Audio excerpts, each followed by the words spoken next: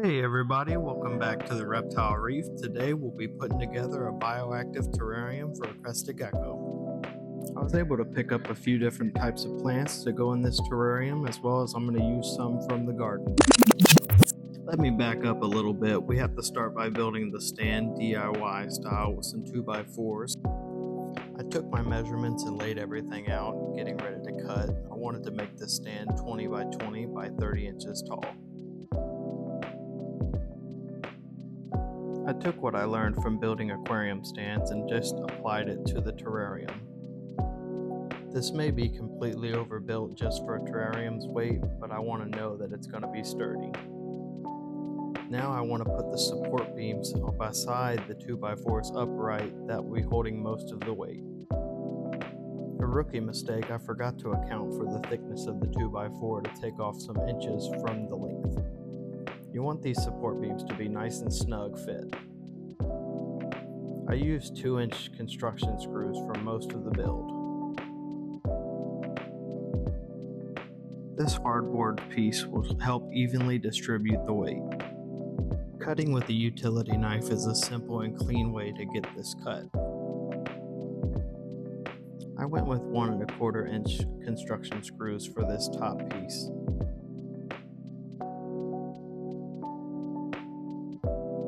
This stand isn't meant to be pretty, it's meant to be functional.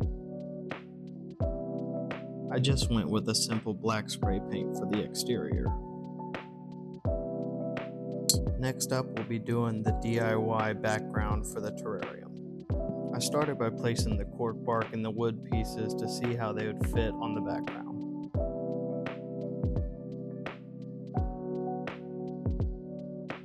Once I figured out the layout, I began to start applying the spray foam. This being my first attempt at a spray background, I may have made some mistakes. I wanted to put a generous amount to make sure the wood would stay in place as well as adhere to the background.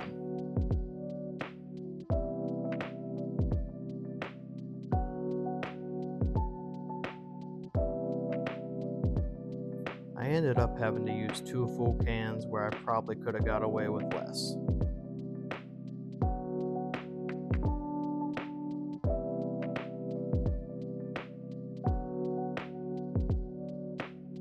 I let it sit overnight to cure. After the foam had cured, I went ahead and cut away the excess, which I didn't get on camera. A shop vac comes in handy when you gotta get all this extra pieces out of the tank.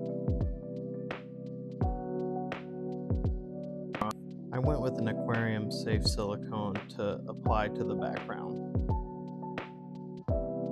Applying silicone is what helps your background adhere to the foam. I applied it generously to make sure I covered all the open space.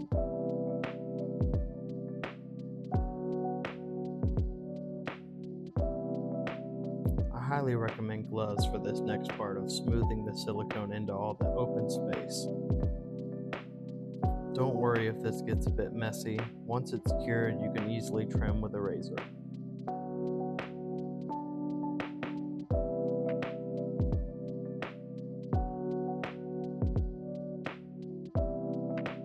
I made another rookie mistake here by adding the cocoa fiber while it was still wet from soaking up the water. I did my best to pack it in and hope it cured overnight and stayed.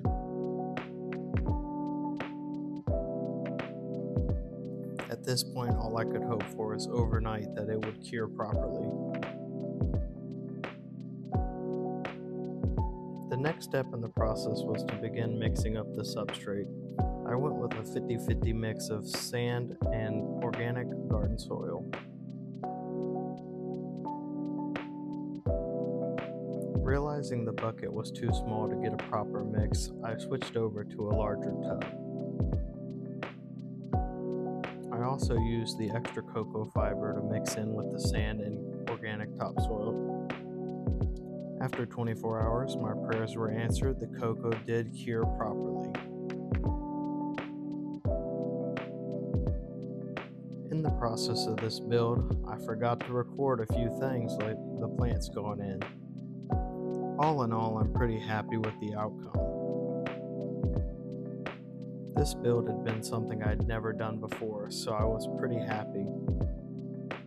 Remember those plants I had got from Home Depot? They finally went in. I added some dwarf white isopods and springtail eggs to the enclosure. Now all that was left to do was sit and wait for about a week for all the silicone to cure out completely and the smell to dissipate. I've always been a fan of supporting your local guys in your area when it comes to reptiles and fish. After a few days, I got the temperature and humidity dialed in. After work, I went and picked up our guy Lenny.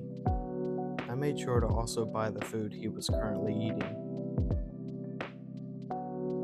Let's welcome Lenny to his new Gecko mansion. I knew he'd be stressed from the move, so I just wanted to get him in the enclosure and then leave him alone. He is stunning and very healthy. After a few hours, I came to check on him, and look, he found the ledge that I purposely built for him. For the next 2 weeks, we'll just let him settle in. If you enjoyed this video, don't forget to like and subscribe. We'll see y'all next week on The Reptile Reef.